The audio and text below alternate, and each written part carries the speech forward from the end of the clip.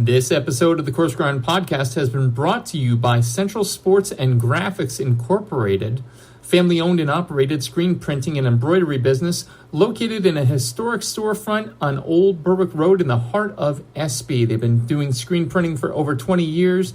They have high-quality product at a low price. Be sure to check them out. Central Sports and Graphics Incorporated, 570-784-1212. Now, on to the show. Hey, this is Natalie Slater from Bake and Destroy and Upton's Naturals, and you're listening to the Coarse Grind podcast with Shawn Rosler.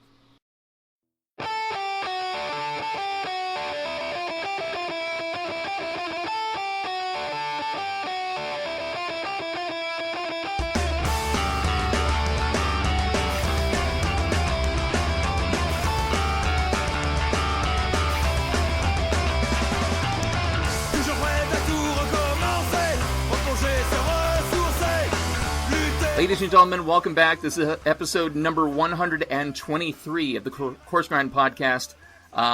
Listen, there's no flashy intro. There's no crazy foreshadowing. Tonight's episode brings together not one, not two, but five of some of the show's greatest guests ever, and admittedly, some of my favorite human beings in existence today. That's the really good part. The bad part, the shitty part, we all know it, COVID-19 and what's happening in the restaurant industry. Don't get me wrong. I'm not some orange-hued, delusional, money-obsessed person, wonder who that could be, who's lost sight of the human cost. I get that. I really do. Numbers that came out today left me speechless, and that's me being speechless. So there you go. The impact this is going to have on humanity itself is staggering. And yet, part of what makes humanity so great is the culture that we can enjoy. And part of that culture that we enjoy is the food industry itself. So the impact it's had, is having, and will have on food is stunning in its own right. So I could go on about my thoughts and not living it at arm's length, going on what I hear from other people, like Tom Colicchio, live broadcast today, but I digress. But I figured, why not get a group together to discuss just what the hell is happening and what, if anything, we can do about it. It's going to be a somber one, kids, to be sure, but I have to imagine there's some light at the end of the tunnel, and I've got five, count them, five, the brightest beacons to ever grace the show to hopefully shed some of that light tonight. So, ladies and gentlemen, and everyone in between, my guests this evening got Gary Vadakin of the former Seasons on Main, Nick Solaris of Meat Life with Nick Solaris, the OG grill bitch herself, Beth Aretsky, Chef Josie Malave of It's Happening Out and Bubbles and Pearls, and the Chef Laura Cole of 229 Parks in Denali National Park. Hey everyone, thank you so much for being here this evening. Really appreciate it. Really looking forward to digging into this and helping we, the dining public, understand where it is you're all at. So what I'd like to do is go down the line and just first start off with a quick recap of who you are. Granted, I gave you, what it is you're coming here with, but I imagine you've been up to more since last we talked. So, again, we'll go in reverse order from the intro. Chef Laura Cole, all the way up in Alaska. Who the hell are you? What have you been up to? Well, I live, my mainstay residence is in Denali National Park, where I have my homegrown, homespun restaurant called 229 Parks. And we are actually open year-round. We're one of the few businesses that are. And then I also do all the food service for the Anchorage Museum. I have a restaurant down there called Muse by Laura Cole, as well as do all the catering services that happen anywhere inside the walls of the whole museum. Fantastic. So you're not busy at all, is what I'm hearing, since last we talked. No, not at all. No, not at all. 230 miles between my outlets.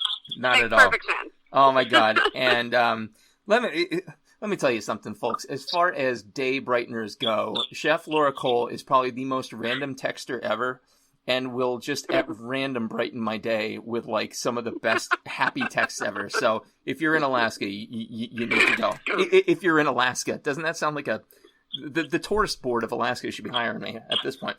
That would be great. There you go. So call us anytime. It's a wide open invitation. We're gonna make it up there sooner than later, I assure you, Chef. And speaking of Chef Josie Malave, how has it been? Hey, what's going on? What's cracking? Well, Bubbles and Pearls down there in Florida, the Wild West still. You're like the one state left that everyone's like. Yeah, I keep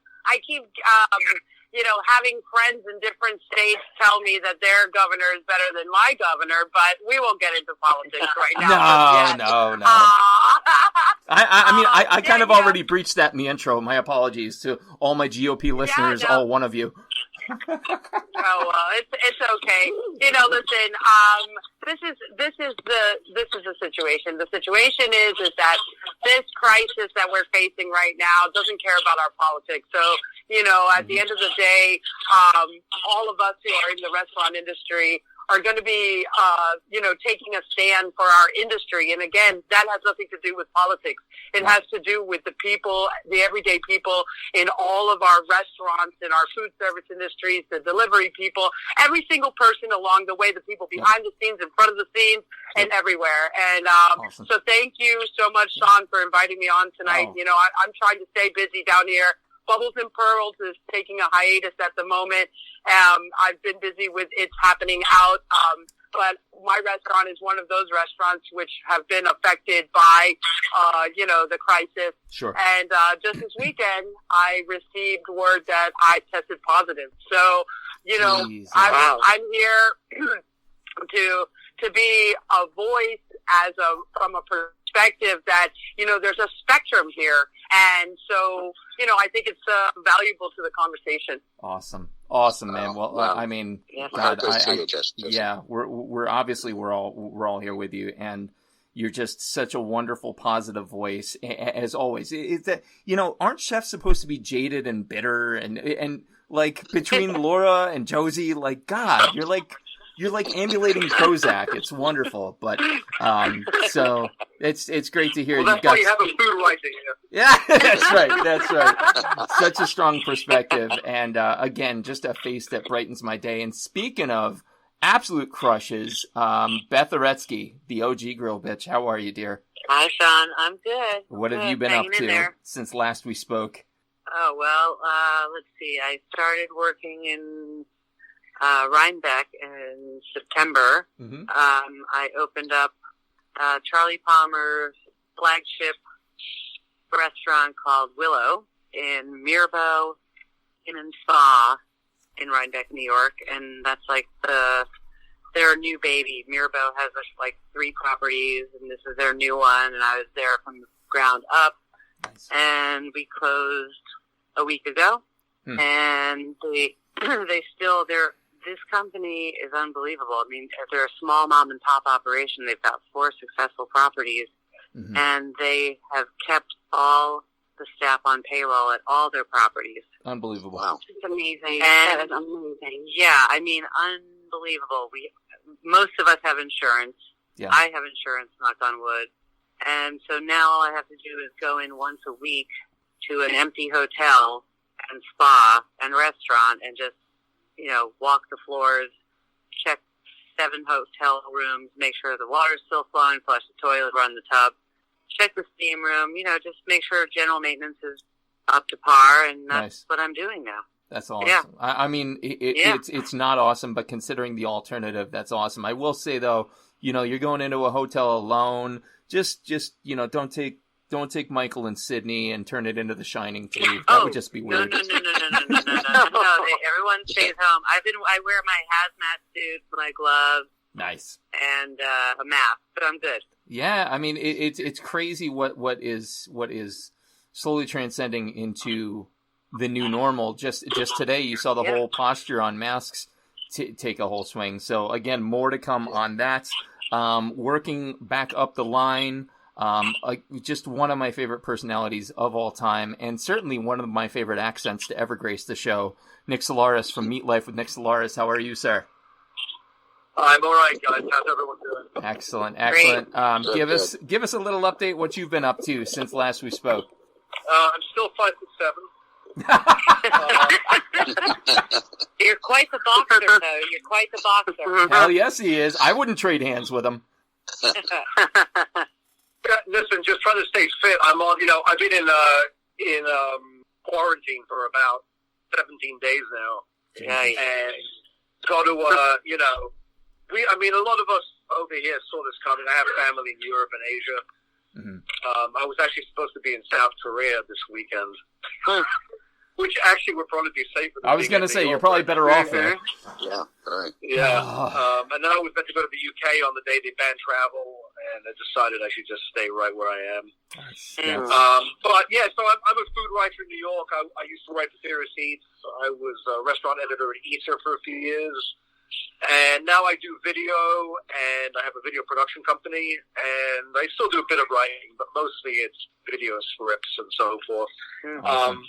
But obviously with this thing coming down and restaurants being closed, and, you know, restaurants pick up a lot of my clientele, and my show is all about restaurants. So, you know, this is obviously, for the industry in New York, it's been absolutely devastating. I mean, even in anticipation of this happening, we lost a couple of fantastic restaurants, like the day off, North and Bar and Grill shut, and Little Tom. Yeah. So it's you know, it's really a very trying time, and frankly, you know, there are certain employers that are stepping up to the plate, and there's, you know, it's also fantastic to see restaurant clientele helping out GoFundMe pages. Yeah. But those are just Band-Aids, you know, and frankly, there needs to be a governmental intervention, because I agree. You know, if you look at the size of the hospitality industry, and, you know, it obviously that includes nightlife and bars, but we're all in this together. I mean, we're all, you know, those are all industries that serve the general public. Right. And for them to just be told to stop, you know, there has to be some redress. You can't expect people to pay taxes and rents when there's no income coming. Yeah. You know? Exactly. And mortgages. You know, and let's face it, let's hope that the industry that comes back is one that will be able to sustain this in the future, because it's just unimaginable. Like, this wouldn't happen in any other industry. No. You know? No. So, anyway, so here in New York, where it's really, it feels like the front lines right now, because honestly, like we already lost a friend of mine, a great chef, Floyd Cardoz. Yes. Passed away. And I mean, the guy, he couldn't have been a better representative of what a New York chef is, even though he was from Mumbai, you know, but that tells the whole story about it. Just the loveliest guy. So really, rest in peace, Floyd. It was, you know, it was just an honor to have eaten his food and to have reported on him. But, you know, that shows you, like, and restaurants, it's tragic, but, like, the human cost right now is, I think, what we really need to be concerned with. Absolutely. So that's obviously everyone's safety, and then obviously the well-being of restaurant employees. You know, nobody seems to be looking after them except their employers in some cases. Exactly. So Exactly. And that's to your point, Nick. That's where we get back to governmental intervention. Enough of helping out these fat, bloated ass airline execs who had their own wallet with any kind of bailout. This is for the people. Yeah, well, this cruise is for ships are not even registered as U.S. companies. Exactly. Right. Exactly. Who wants to go on a cruise ship anyway? No, not anymore. Actually, a lot of people still will. And you don't book a cruise on Princess Tours to Alaska, arriving here May 15th, and they're not offering refunds. It is crazy talk. Well, Holy shit. I don't know. I wouldn't let any cruise people get off at my port. No. No, they're not. They closed the port of Washington. Well, Florida is closed its border now, but Man. Yep. So, all right. So no cruises. Speaking of cruises, watch this segue, kids. I could take a cruise right down Main Street and visit my dear friend Gary Vadakin. How the hell are you, sir? Good. How are you? I am. First of all, I'm honored to be on this tonight. I mean, with such great superstars here, you guys are all wonderful. Yeah, Gary, it's $250. $250. I'm the only really local guy here and the self-taught chef. But I had a business open in 2013 here in Bloomsburg. I'm from Bucks County. And I moved here about 15 years ago and opened a restaurant in 2013, a 10-table, 40-seat BYOB restaurant, considered fine dining. In our little town of Bloomsburg, we have in walking distance at Bloomsburg University, a Tier 2 college with about 10,000 students. So anyone who opened a restaurant in this town, since it's in walking distance, opened for college kids, so burgers and beers and so on. Well, 7 miles down the road is one of the largest medical centers in Pennsylvania called Geisinger, and they have probably, I think, 8,000 employees. How many employees do you think they have? Yep. Yeah, about 8,000. So, and I thought there needed to be a finer dining option for the people that are coming to live here. So I opened up a fine dining restaurant. I did very well. In fact, Shawn and his wife and family frequented it quite often. But without the liquor sales profit, it was a hard business. So 5 years later, it was a struggle, and then I lost my lease. And people that had the building wanted to make it an office for the courthouse across the street. Which they never did yet, you bastards. They never did. No, I know it fell through. But that's okay. I kind of didn't have the capital to open something else, so I kind of floundered for a year wondering what I was going to do.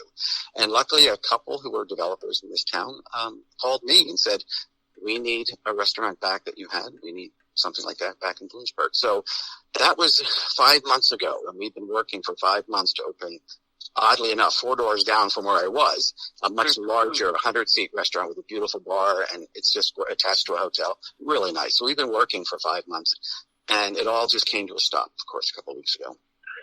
I have a $40,000 brand new kitchen sitting in there, not hooked up. Vulcan, this and that. It's beautiful. The whole thing is sitting there unwrapped, but it hasn't been hooked up yet. So we're kind of on pause, and we're hoping once we get the green light to go ahead. And I'm hoping my clientele, my customers will come back as soon as we open up. Yeah, we'll think about it. We'll think about it. But in the meantime, I have the cleanest house I've ever had. Yeah, right. And I haven't showered in 3 days, so I'm the dirtiest. And I spent 7 hours yesterday watching Tiger King. I mean, what the hell's going on? Yeah. That was crazy. Yeah, a bottle of wine and Tiger King. What the heck?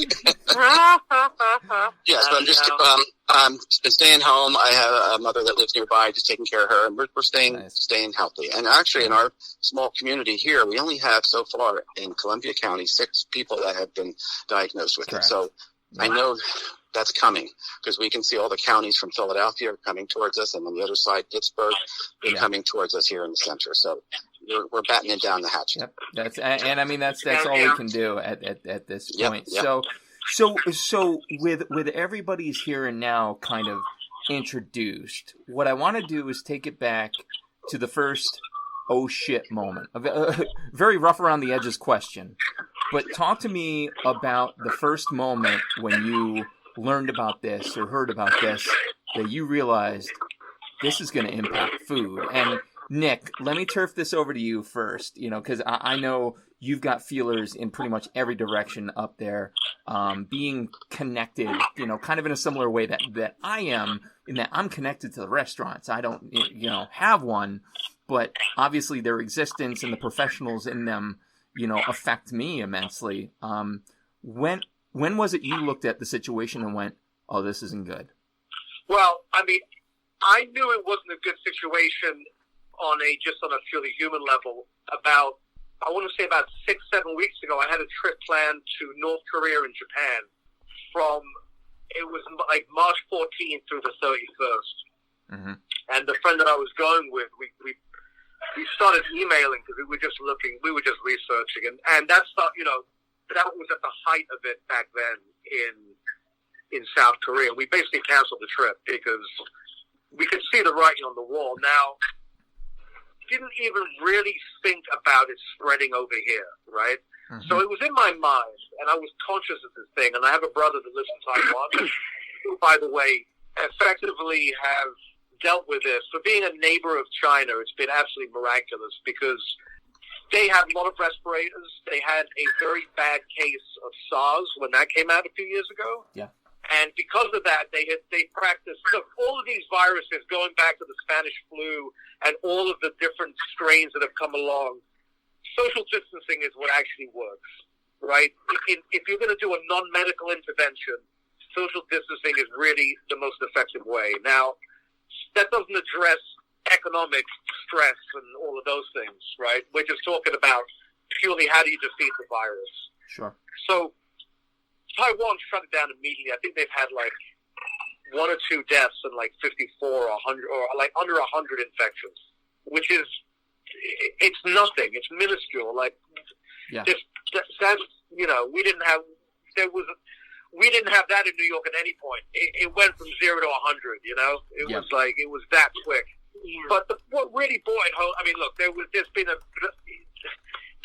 varying points when I was like, oh shit. Right, there's been many of those. Like, the first one was when there was a precipitous drop in restaurant business. I want to say the first week of March. Places that are normally packed, like Lure Fish Bar on Friday at lunch, right? That is the equivalent of the power lunch for the digital new century. And I walked in, and the place was wasn't completely full, but all the tables were taken up almost, right? Mm-hmm. But when I turned around, like an hour, half hour later, it was empty. So there was one turn, and that was it. Shit. I was in Momofuku Samba, David Chang's second real restaurant, and really one of my favorite places. Again, on a weekend when it should have been jammed, and it was dead. Jeez. And I was like, wow.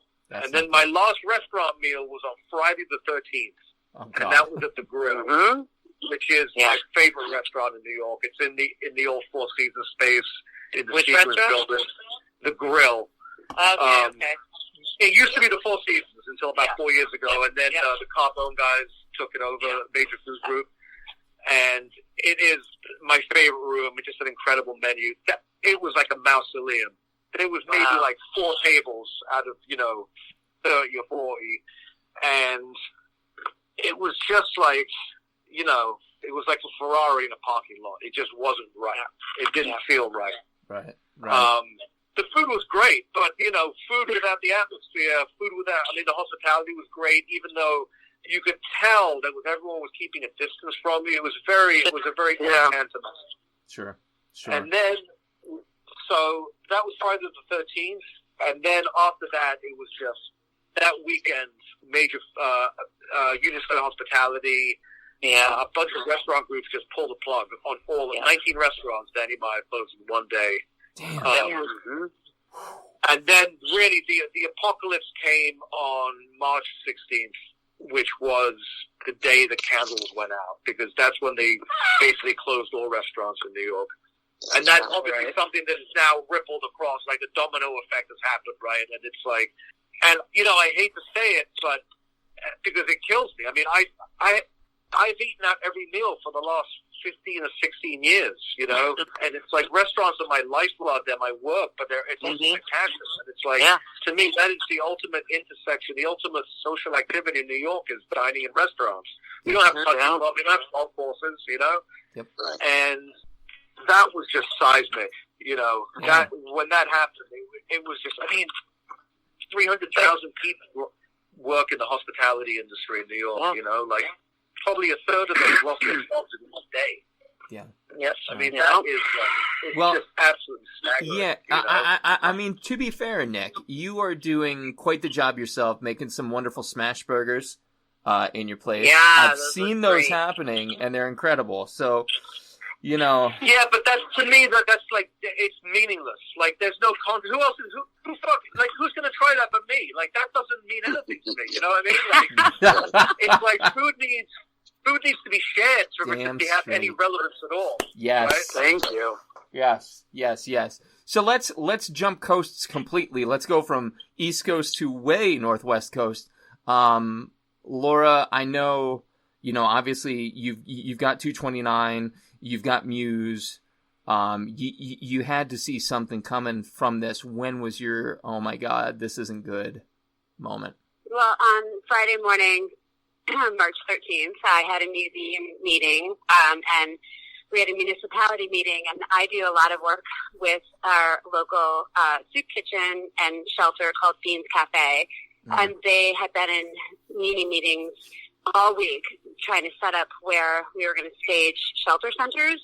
And take over, they took over the Ben Boki Ice Arena and the Sullivan Arena, and they were in the process of moving, and so I had advance notice on some of the things that were coming down a little bit before the museum did, and the museum was holding the line that they were still going to, stay open until they got the word from the Muni that they shouldn't, and within a couple of hours of that meeting Friday morning, we were told by Friday evening we had to cease all operations, and at the Anchorage Museum, we were staged that following week to do caterings for almost 3,000 people. So we had so much product in. And so I just reverted all of that into being able to just do drop meals for 700 at a time to beans. And then deep clean and shut down. And I regrouped back north. 230 miles from Anchorage is where my mainstay restaurant is. And kind of go back and forth between the two properties right now, although we have a stay-in-place order across the whole state of Alaska. But being such a highway community, we don't have a grocery store up here or anything like that. And so I'm continuing to do runs once a week to do a drop for the soup kitchen and then collect stuff for people for up here from down there.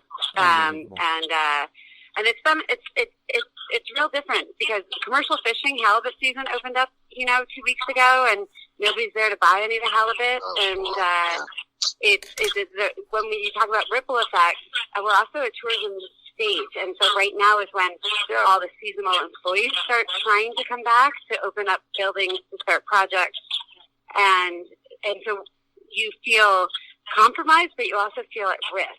And so it's a very a tenuous rope that we're on across the state and trying to figure it all out. And then we have the addition of the high snowfall year and extreme cold temperatures that we're just trying to juggle it all. But, I'm trying to every day find all the silver linings and do what I can and share what I can and just be present and count myself lucky to be able to be present.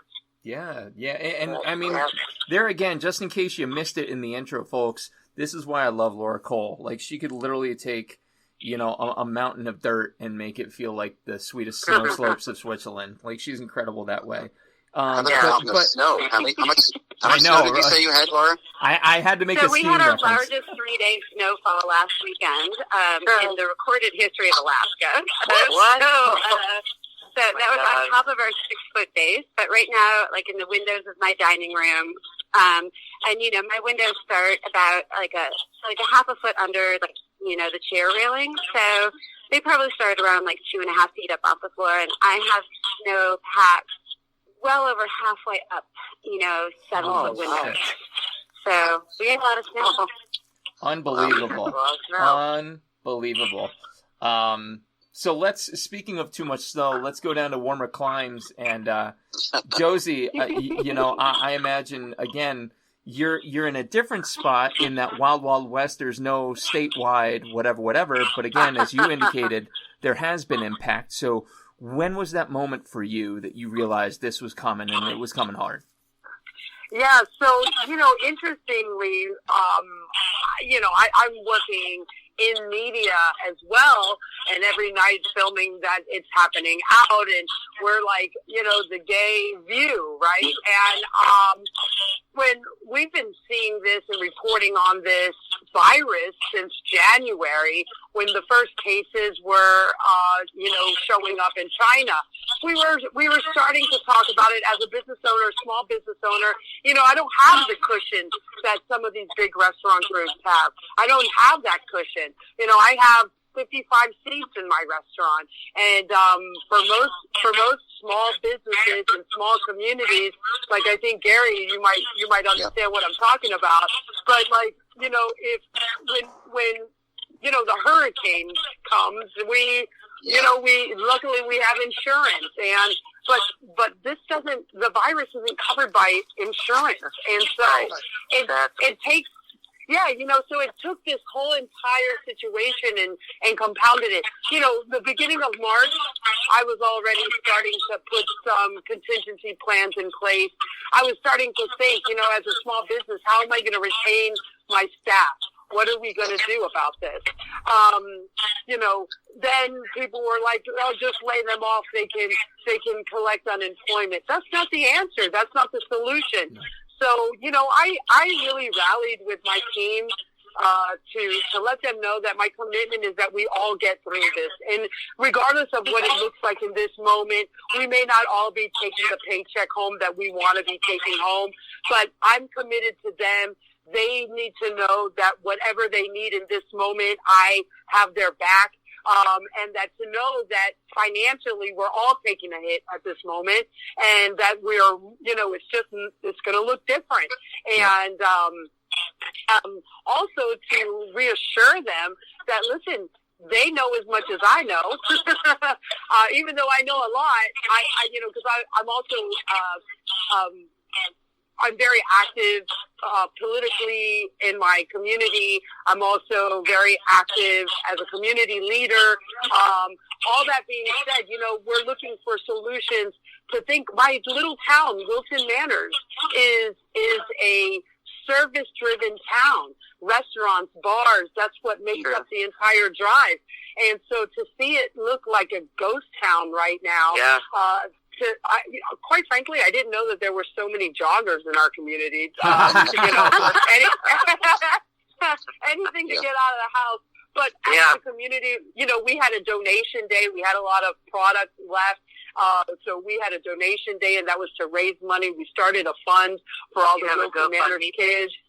Yes, we have a GoFundMe page. And so we have all of those things, and I think that that's what it is right now for each of us in our different communities. We have to be the torch bearers. We have to be the ones who are stepping up and using our voices and our platforms to support our local community. And, when the government gets their act together and they need to know that a relief package is important for all of us to recoup, I am unfortunately certain that a lot of small businesses are not going to make it through this crisis.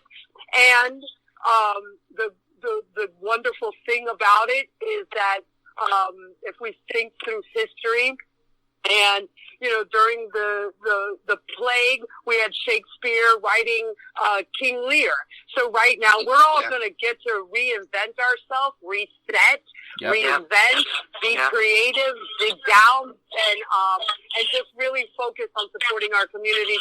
Because when we all get through it, when one of us gets through it, we all get through it. That's right on. You're right. Amen. Right. Yep. Amen. Yeah. So I guess now is a good time for me to announce I'm hanging up the Coarse Grind podcast, and I'm going to become an exotic dancer. Thank you, Josie. Singles, please. Singles. Make sure you soften them up a little bit. They chafe on my G string. So let's flip it back up to New York. Beth, darling, when was the moment for you? I know you constantly are just such a sagely presence, like you have your finger on the pulse constantly, and I imagine in conjunction with Michael, there was definitely an indicator early on. When was it for you?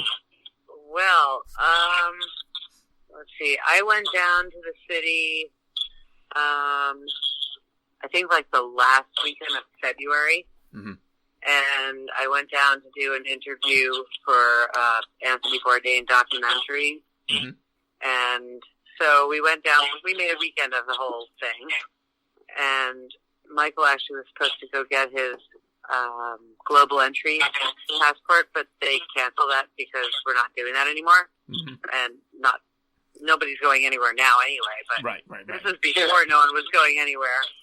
Anyway, so I was down there like 3 weeks ago, and we stayed in Chinatown, and this was just when Wuhan was going on. And I didn't take it so seriously, and we went out to a bunch of different restaurants, and I got my New York fix because I live in New Paltz now, so I had to get as much stuff as I could possibly eat, and I ate like a pig, and I don't care. I posted most of it on my Instagram, but so around that time, that's when I heard about it, and that was like 3 weeks ago. And then when I got back, started working, things have started slowing down. And then St. Patrick's Day kind of got canceled. My dad, who owns a restaurant in New York City, was calling me, like, panicking, telling me, Beth, this is the very onset of this coronavirus. Beth, parties are canceling. Private parties are canceling like crazy. And I was like, wow, that's, I'm sorry to hear that. That's terrible. And then it got worse, like, we may have to close our business. And this is the day before the paper came out in the New York Times that Danny Myers and Gotham were closing, my dad was telling me that he's thinking about closing, and I'm like, holy shit. You know, my dad's been in the business forever, and I think the Truth has been open for like 23 or 24 years. And my dad's 79 years old. This is his life. This is what he does. Mm-hmm. And he had to lay off staff from like 20 years ago. 20 years he's been, staff, and he's crying and brokenhearted, and doesn't really know what to do. And I don't know. Anyway, so that happened a couple weeks ago, and it's just snowballed and gotten worse. I can't say it's gotten better because it affected my personal business as well. Not beyond my family, myself, where I work. Right. Everyone's out. Everyone's out of jobs. The spa people, masseuses, manicurists, servers, busboys, chefs, everybody, you name it. Front of the house, everybody, maintenance, laundry people. Everyone's out of a goddamn job. Yep. Everyone's out of job. And, I don't know how, it's really tough for everybody to financially support everyone. At some point, it starts to become like a dog-eat-dog world. Yep. Until it gets better, which I don't know when it's going to happen. And that's the thing. No one knows when it's going to happen. No one knows. I'm going to drop it there. No, you're right. No one knows, and we can have all the projections, all the numbers that you want, and yet it doesn't mean a thing because all of these. It doesn't, but you know that it ain't going to be a month. No, that yes. hasn't been blown out in any other situation on Earth. If you look at what happened and the successful cases with Taiwan, South Korea, Japan, it's really dependent on having testing early and often, right? Because that's how you isolate the virus. Yep. As it stands now, I'm hoping that, I think it was optimistic to think that only 100,000 are going to die from this. More. It's going to be like to do true social distancing it's going to be like 6 to 8 weeks, before we start seeing that curve. Maybe more. Frankly, if people actually do that, though, that's the problem. Well, I can just say this: state thing right now with governors, directing their own mandates, yet airlines are still allowed to operate. And when we have the slope up here, and like I said, we have commercial fishing, and all these people are coming up here, and it's you feel vulnerable. The state of Rhode Island tried banning people from New York coming in, right? There was talk about the quarantine in 3 states. Guess what? We live in a constitutional republic. You can't do any of those things. Right. There is no governmental authority that will supersede those things, right? So the reality is that quarantine it, you do that by keeping it out of your country in the first place. Once it's in your country, we're all Americans here. Yep. And the fact is that it's everywhere because we're not testing. And exactly. We can't trace it. It's gone. It's been allowed to go untraceable. Right? Yep. Yeah, it's gone viral. Exactly. And there's no way. Yeah, so all we can do in New York is try to lead by example. And the fact is that, apart from some ridiculous episodes of like people going to watch a ship come in, right? The streets of New York are by and large completely empty. It's shocking. It's like some doomsday thing. And I think there's real, this is the one thing, like 9/11, I was here for 9/11, and that was catastrophic, right? Yes. Right. But it was kind of out of our hands, and this is not out of our hands. Like, it's here, but we have this within our power to stop this thing, right? Yeah. Right. And, it doesn't give a fuck if you're a Republican or a Democrat or a Libertarian or an anarchist or, what kind of socks you wear. It's like, this is biological warfare in the literal sense, right? This is 2 species against each other. And listen, just wash your hands, stay home. We can be out of this in like 6 to 8 weeks, or we can go out and just let the thing proliferate and kill thousands of people. And in 6 months, we're still going to be wondering why we can't open our restaurants and bars. Right. Yeah. No, the problem was that there needs to be clearer direction, I think, from all leadership. But they're also, and bringing it back to the restaurant world, like, if you consider the pillar of the economy that the restaurant industry represents, it's as big as all of these other industries, the airlines, and, forget the cruise ships. They don't even count, That is infinitesimal compared to this.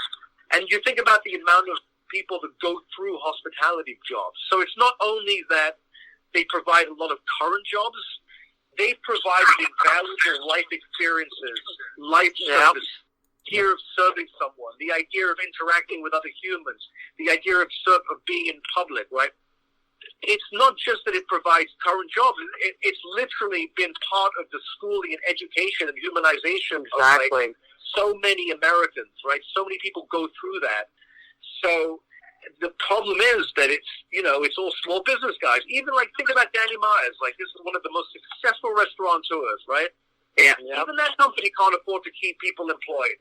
That's kind of insane. If IBM can't go to work for a month, you think they're going to shut down? No, people are going to still have jobs. They're not going to lay off all their workforce. Yes, that's why I'm just to look at my little company. Holy shit. So imagine, but there's so many restaurants, they make up this giant pillar of American, American life. Yeah. Yet, they're so underrepresented because there's so many. Over 13 million restaurant workers across the nation. Yeah, and most of the small. You're right, Gary. Most of the small restaurants do not have the nest egg or the capital or that safety net to survive longer. No. It's horrible. Even in New York, they don't. Yes. I can't imagine the cost in New York. Yep. They don't. Yeah. Now, Beth, what was it Tony used to say about how many restaurants are in debt the first 5 years that they're not making a dime, they're breaking even if they're lucky. Yeah. So there you have it. It's right. So speaking of small restaurants, small towns, Gary, you're in a unique position in that you weren't necessarily in it, you were planning for it, but this had to have messed with you in a big way. When was it? I didn't. Well, back in October, when this wonderful couple called me and said, "Hey, we'd love to own a restaurant, or start a restaurant, but we don't know the business, so let's partner up together." So we worked hard, and I was so frustrated that we weren't open for the holidays, and I'm like, why aren't we open? Now I realize, in hindsight, I'm glad it has delayed us with the red tape and permits, and it was an old building, so every project was, a pain in the neck with plumbing. But I'll tell you how my first aha moment was late February. I was painting every day and cleaning this place and, doing all kinds of scrub work. But I went home for dinner and I saw on the news that they had barges outside of China filled with large incinerators that were going to China.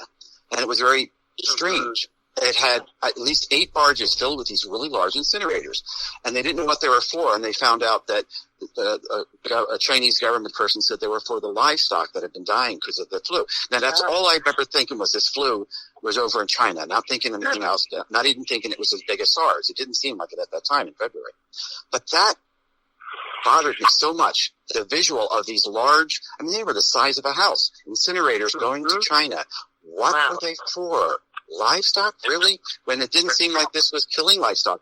But that was it. It was just like a 8-minute, 7-minute news piece, but it stuck with me day after day. That was strange. And it wasn't until, the second week in March, then this all started hitting here, that I went, oh my gosh, I think China has secrets that we're never going to probably know, but maybe this is bigger than we all know. And I'm hoping to God it isn't. But that was my aha moment then. I remember stopping what I was doing, thinking, what is going on here? Yep. So, it's gotten worse than I ever thought it would be. And we just kind of put our paintbrushes down and, like I said, put all the equipment, just let it sit there, and we're on hold. My employees that I chose were on hold. They were ready to work starting in April. And I have a ton of regular customers hopefully will be coming once we're open. But I'm just stepping back, and I'm in a situation where we're just waiting for the green light. Yep. And I think I am a lot luckier than a lot of you all. I mean, I know New York. I did live in New York in the 80s and worked in restaurants. I know the amount of money that is lost there. And I did work in Fort Lauderdale. Josie, I know exactly where your restaurant is. I'm friends with George Kessinger and from Georgie's Alibi. And so I know that area well, and major restaurants. And I can't imagine our little town. We have like 80 restaurants in our little town. But I can't imagine large places like that, what you're going through. So that's where I'm at. We're staying healthy and waiting for this to come back. I'm trying to do some catering, in-house catering if I can, but nobody wants you in your house. I'll do some volunteering if I can to do a soup kitchen in our area. So that's what I'll probably be doing the next few weeks. Awesome. So that's a really cool segue, Gary, into,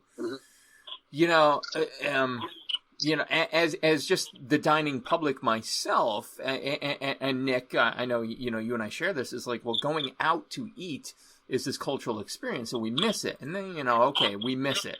It wasn't our livelihood. For those that it's your livelihood, I think one of the greatest silver linings I've seen come out of this is that society itself is realizing the absolute pillars of humanity who operate in this space. Jose Andres aside, awesome Time article, by the way. You got to check it out.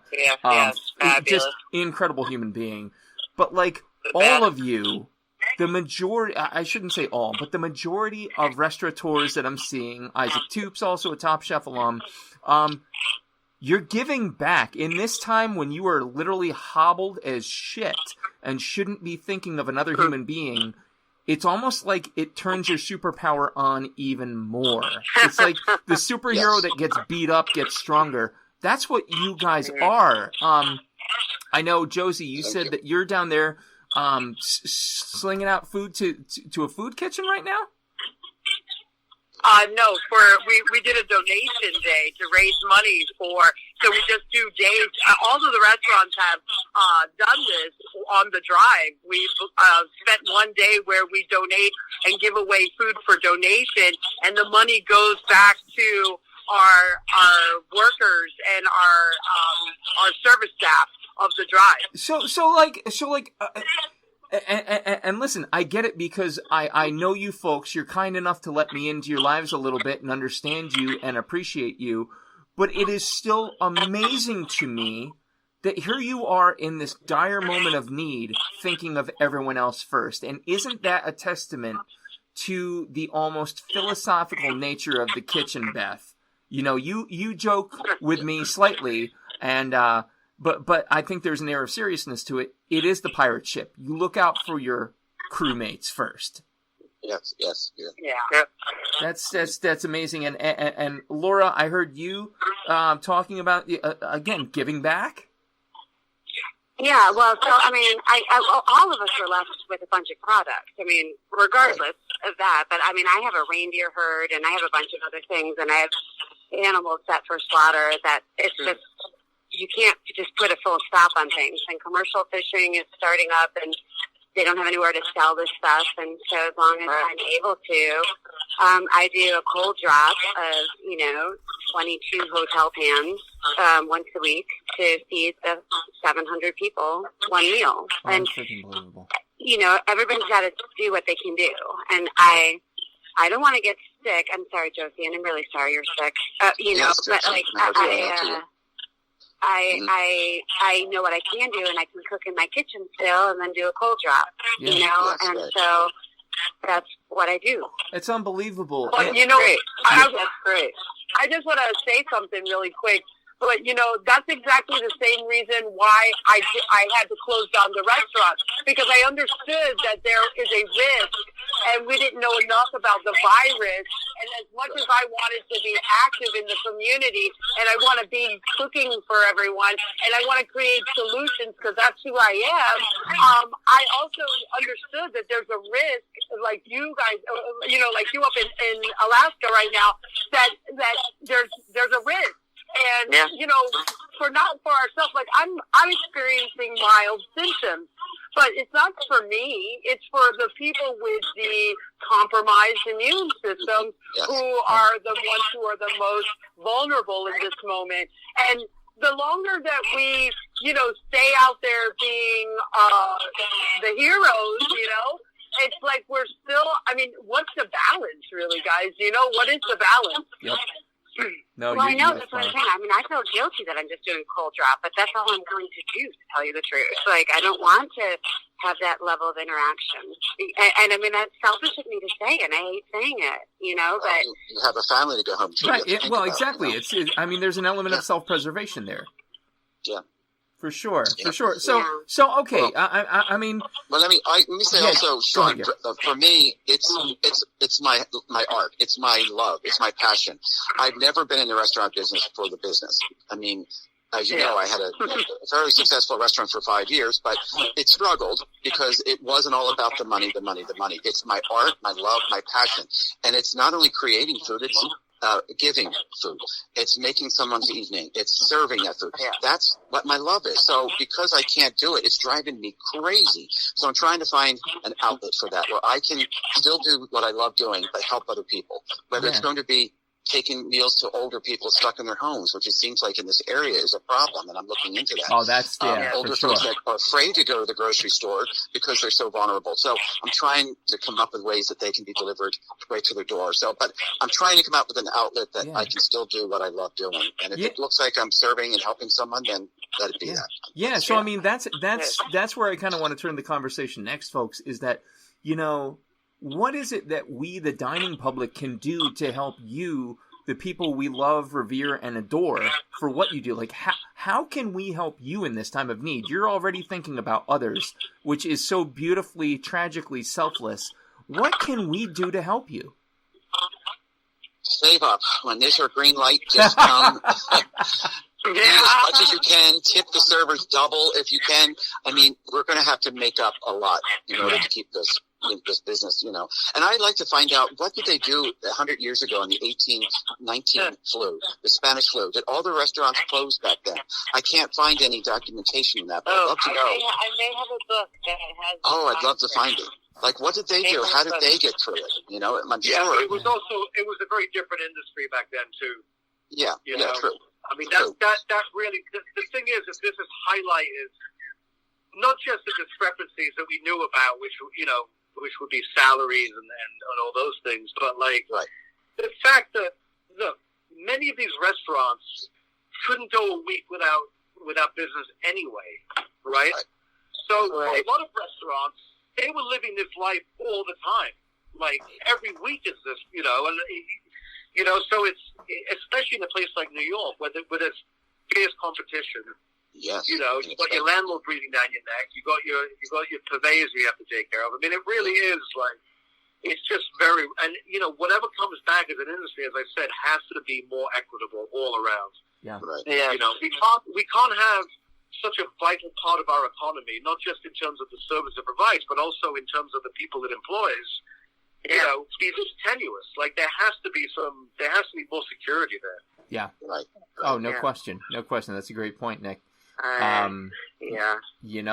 And, can I ask you guys a question? Absolutely. Sorry. Yeah, go ahead. Well, I'm in interior Alaska, and I'm very isolated. I'm recently divorced, and so, I miss the social contact. Yeah. I mean, that's the vibrancy and the lifeblood of the restaurant. Like, how are you guys doing? You're going to be isolated for a while. This is the biggest group I've ever been with in weeks. This is the most I've talked in weeks.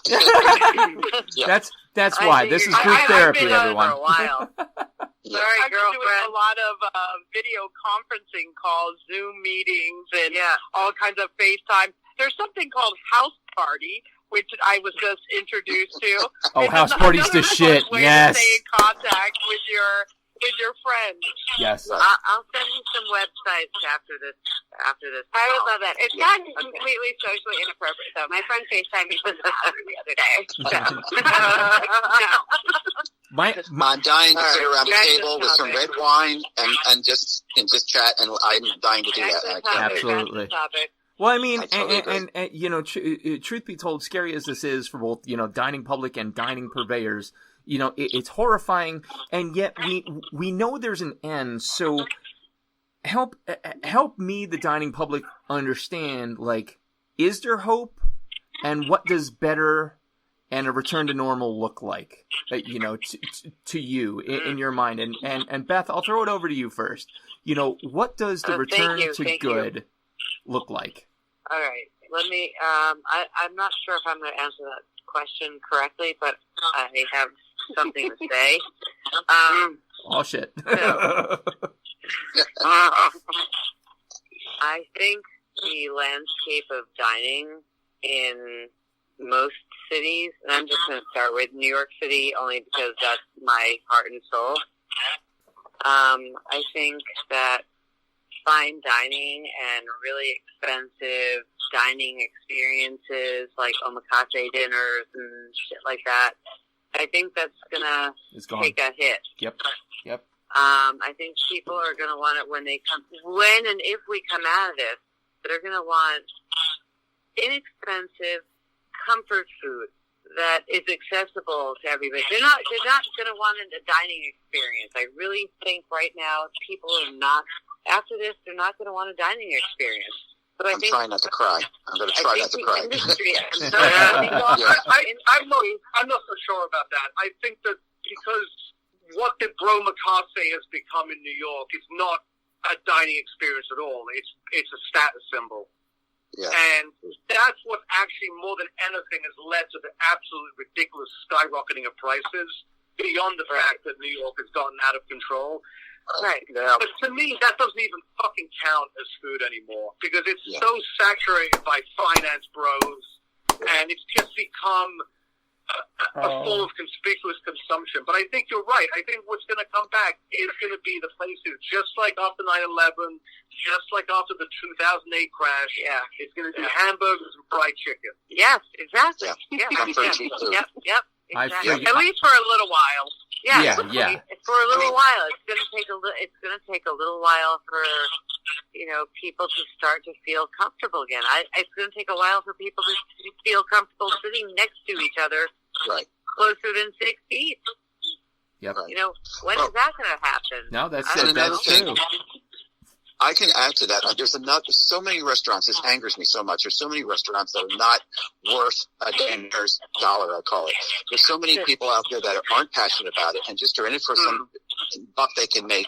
There's so much horrible food, and so many diners feel ripped off. They go out and they think, I should have stayed home. I could have made this myself. So I'm hoping that those type of restaurants that aren't passionate about it, that they lose that money and they're out. So let's hope that the restaurants that do survive and do come back are going to be the arts, the passionate, the people that really love their art and the food.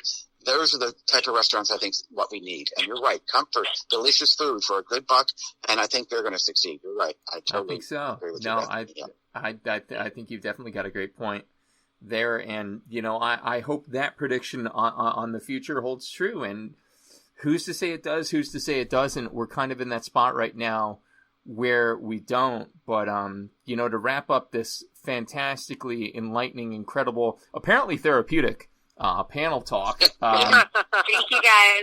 I want to kick it around the room one more time and ask: your plane ticket is paid for, no question, and every restaurant you've ever eaten in is open. When this returns to normal, where is the first reservation you're making? And I will throw it over to Laura to start. I would, and I don't even feel guilty about saying this. I would just go back to Paris, and I would walk through the third arrondissement and just stop in doorstops, and I would eat gluttonously, and I would allow myself for that freshman 15, and I would find the route, talk to the people again. That or Portugal, either one, would are part of my food memory, of really doors open and homes open and eating foods that are just very fundamentally rooted into people's storylines. Awesome. Just incredible. Make that reservation for 2. I'll join you. Yeah, that's right. See, Gary's already jumped. Make it for 3. I'll be there too. Gary, how about you, buddy? Well, let me see. Well, I had a wonderful job back 20 year ago where I was a chef on board private jets, and I flew out of Teterboro. And I got to travel the world, which was wonderful. Great job. But I must say, of all the places I've been to, there was one little tiny restaurant on the U.S. Virgin Islands of St. John, not St. Thomas, but St. John, a little one you have to get to by boat. It was called Bordeaux. It was a little local owned restaurant up on a cliff in St. John, looking down upon this beautiful water. It had wonderful wines from all over the world that were very cheap. It had the fresh fish that were caught that day and fresh vegetables and fruit. I loved that experience. It was the experience of sitting on this cliff, looking over this beautiful water and having great food. The peace that went through my body just having that dinner was what I wish I want to have back. Okay. I want that get away from it all kind of feeling. So that's what I would like to do. I don't mean to think ride it's there, but it was called Bordeaux. Yes, it was called Bordeaux, Gary. And I can't believe we've been friends this long. My best friend in high school grew up in St. Thomas, and we went down to see her father, who lives on St. John, and we ate at Bordeaux. And it, to me, in 1995, I remember it. I swear I didn't know that. Oh my God, dude. Yes. Well, this might come true then. We might have to go. You're right.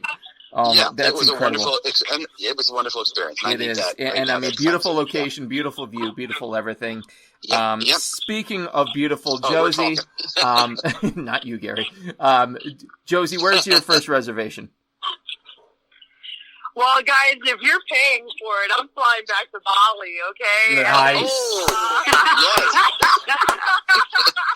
I'm going back to Bali. I'm taking my shoes off, putting my feet in the sand, and I'm going to eat all of the delicious food that I had and experienced in Bali with all of the beautiful smiles and just the warm embracement. Because I know there, when the green light is lit, I know that Bali will be back to business as usual. Nice. Okay, I'm packing my shorts. That's right. Jesus, Gary, you're going to have a busy schedule here. Don't forget you're opening a restaurant. So, I know. Nick, over to you, buddy. Where's your first reservation back? Well, speaking of St. John, I go home to London and go to St. John in London. Oh, nice. Yes. Oh, wow. Which is probably my favorite restaurant on earth. Unbelievable. Oh, yes, my gosh. for sure. Wow. Bone marrow. Yes. Oh, Bone marrow. That's the only thing I know I would have, because the rest of that's the only thing that's really on the menu always. And then whatever else they have, I'll eat. Yeah. Yes, right. 'Cause you have that trust, whatever they put out. Why wouldn't you? Why wouldn't you? Yep.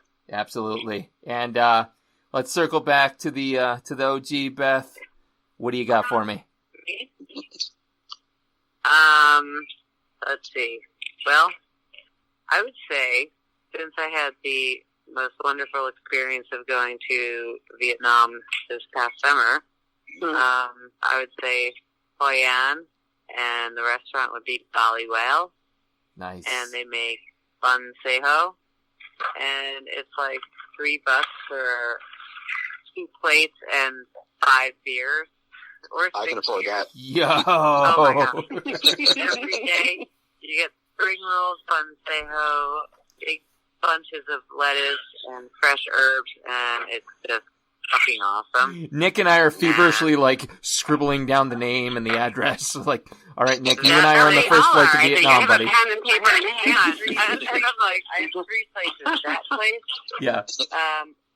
Tony Dragona food truck on East 62nd Street between 5th and Madison, and he also has one on, I think it's 46 between 2nd and 3rd. Yeah. He makes an awesome everything. Awesome everything. Keto, everything, you name it. It's awesome. Nice. And it's all Now I'm organic. hungry. Amazing.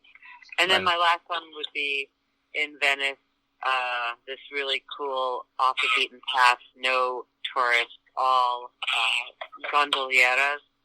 Nice. It's called Ecoristi, and it was still open before all this shit happened, but they had the best linguine alla vongole I've ever eaten in my life. Oh, my God. So fun. The best. I was there like 25 years ago, and it was the best. Oh, my So God. I never forgot that place. It is still actually open. Nice. Well, it was. Well, I was going to say, that might have a question mark above it. Yeah, I mean, it's just so fucked up how many places are closed. Yeah. What's going to happen? I don't know. Crazy. I don't know. And that's a hell of a point to kind of hang the hat on, what's going to happen. I would like to think I'm smarter for it thanks to the 5 of you joining me. I cannot thank you enough for the insight, for the understanding, and Josie, we're all with you. We hope nothing but the best of health to come out of this.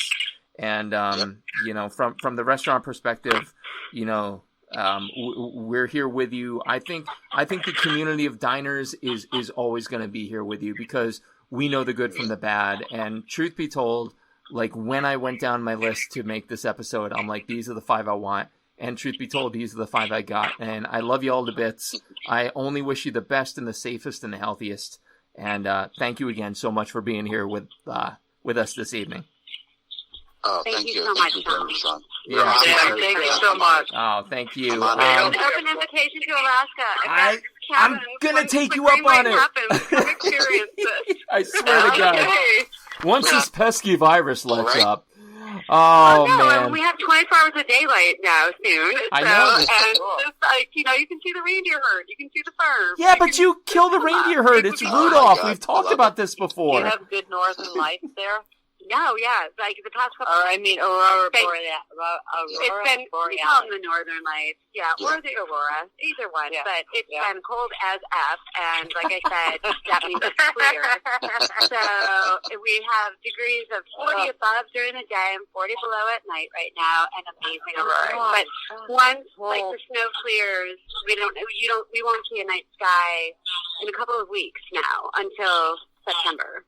Because it'll be 24 hours of sunlight. That's so crazy. You gotta pick. You gotta pick your poison up here. That's right. You White don't want salmon. the other, but you can't have them both. I'll take the white salmon you guys got up there. It's delicious. That's right. Okay. Right on. But literally, open door invitation, and I just love sharing this with people. So please think about it. Yeah, You heard it, man. Definitely. Laura Cole's going to have knuckle marks on her door soon from at least 5 of us. We're going to be like, hey, remember that open invite? Yes. Oh, that's The awesome. doors are wide open. I would just enjoy every moment of it. You're the freaking please come. best. God damn it, I love That'd you. be great. All I'll right. wait until I get my clean bill of health, okay? And then That's right. I That's know, correct. Josie, I know I have a girl crush on you anyhow. I'm not Former Yeah. I love it. I love it. Real quick, let me make sure I sneak in the plugs. Meet Life with Nick Solara is one of the best web series out there, hands down, no question. Excellent. And just, I mean, listen, if you're embracing, Nick, I love you. this is really funny too. Like, I love you. oh my I don't God, know if listen to you're this. friends with me, but will you friend me on Instagram? Please. Oh my God, I'm creating crushes left and right. So Meet Life is incredible.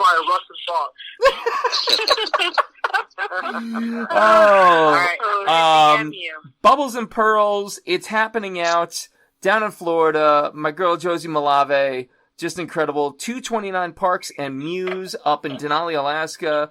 Gary Vadakin's yet to be named restaurant, or did we finally release that, Gary, or should we keep it quiet? A name. Yes, it's called Malbec.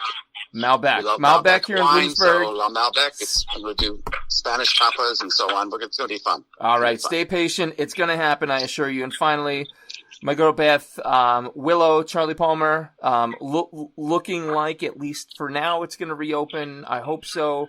Again, follow these people, folks. Listen, if you listen to my show, all 12 of you, and you're looking for current, relevant, awesome voices, these are some of the 5 greatest, freshest voices out there. And again, I wouldn't have asked them to be a part of this. I really put a lot of thought in this, and I did sit on the fence a little bit, wondering, does this look opportunistic, or is it a timely way to hear from the voices that matter most? And I mean, now, an hour past when we started recording, I know my choice was spot on. And again, can't thank you enough. So again, folks, thanks so much for being here with us this evening. This has been episode number 123 of the Coarse Grind Podcast, the special COVID-19 panel. With us this evening, Nick Solares, Josie Malave, Laura Cole, Gary Vadakin, and the girl bitch herself, Beth Aretsky. Our producer, as always this evening, has been Johnny Leland Robinson, a.k.a. the Reverend Johnny Lamoria. Be sure to check out his Cinematic Pig's Feet podcast, featuring yours truly sooner than later. Next episode, we'll step away from the virus and get back into the local food scene. Stay tuned.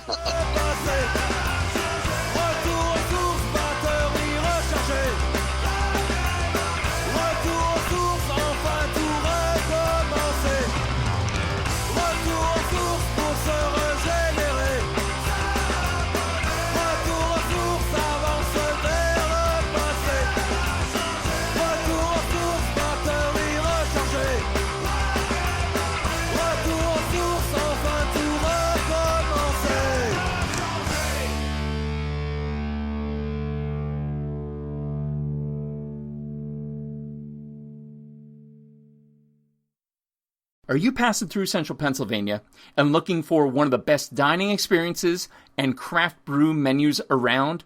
Look no further. Turkey Hill Brewing Company and 991 Central Road in Bloomsburg, PA has everything you could ask for and then some. Service, food, beer together.